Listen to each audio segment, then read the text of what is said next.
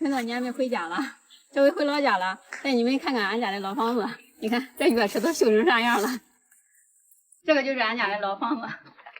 本来想从这儿过来，你看这边都被堵死了，全部长的全部都是草。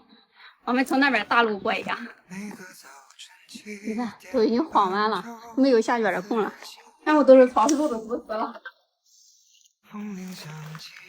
试试能不能开电了？你看这没修的，试试应该是这个。你看打开了。看看很香。